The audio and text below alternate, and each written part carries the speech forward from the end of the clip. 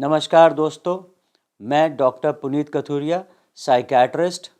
आज आपसे एक टॉपिक के बारे में बात करूंगा जिसके बारे में आपने बहुत सुना है, बहुत जगह पढ़ा है, लेकिन कभी अपने डॉक्टर से इस बारे में डिटेल में बात नहीं की। दवाइयाँ और उनसे होने वाली नींद। आप सबको ये लगता है कि जो साइकियाट्रिस्ट है, जो ब्रेन स्पेशलिस्ट है, जो डॉक्टर है, वो जो दवाई देता है या तो उससे बहुत नींद आती है, आदमी सुन्न हो जाता है, या उसको दवाइयों की आदत पड़ जाती है। आज हम इन दोनों ही बारों में आपसे डिस्कशन करेंगे कि ये जो दोनों ही बातें हैं कि दवाइयाँ नींद की ही होती हैं और इन दवाइयों की आदत पड़ जाती है, सारी उम्र खानी पड़ती हैं, ये दोनों ही बातें बेबुनियाद हैं। ये दोनों ही के पीछे सच्चाई छुपी हुई है जो कि हमें क्लियर करके नहीं बताई जाती।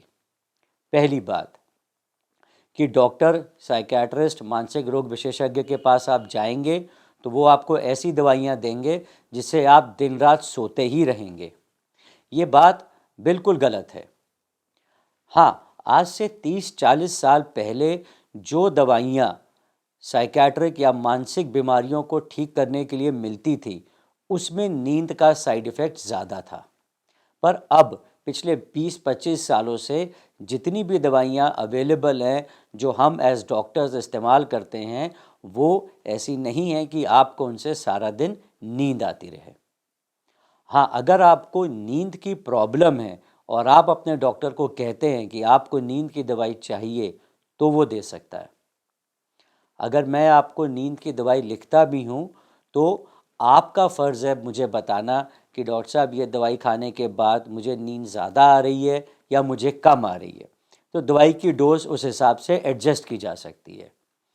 आप सबको मैं एक बात बताऊं, जब भी आप अपने डॉक्टर से प्रिस्क्रिप्शन लेते हैं और उसमें नींद की दवाई मांगते हैं या उसमें होती है, आप डॉक्टर से ज़रूर पूछें कि कौन सी दवाई नींद की है, कि नींद ज़्यादा आने पर उसको कम किया जा सके और टाइमली उसको बंद किया जा सके। दूसरी बात कि जितनी भी दवाइयाँ साइकियाट्रिस्ट या मानसिक रोग विशेषज्ञ लिखते हैं वो सारी उम्र खानी पड़ती हैं। ऐसा बिल्कुल भी नहीं है।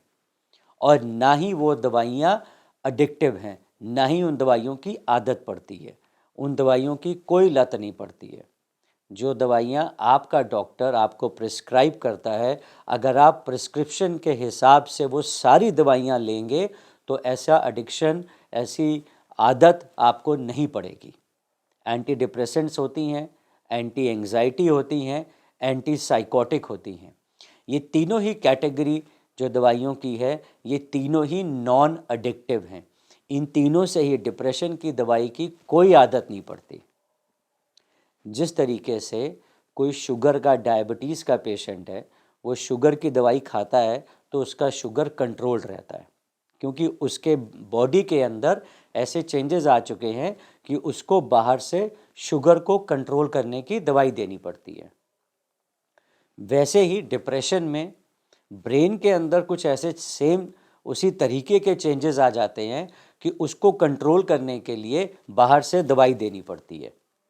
तो जैसे डायबिटीज़ का पेशेंट ये नहीं कहता है कि उसको डायबिटीज़ की गोली की आदत हो गई है, उसी तरीके से डिप्रेशन के पेशेंट को भी उस गोली की आदत नहीं होती है। हाँ, वो खानी कुछ समय तक ज़रूरी है, जब तक आपका डॉक्टर आपको बताता है और उसके कई फैक्टर्स हैं जो आपने देखने हैं। तो एक बात याद रखिए कि डिप्रेशन की या जो साइकियाट्रिस्ट आपको दवाई देता है वो नींद की दवाइयाँ नहीं होती हैं। सेकेंडली, उनकी आदत कभी नहीं पड़ती है।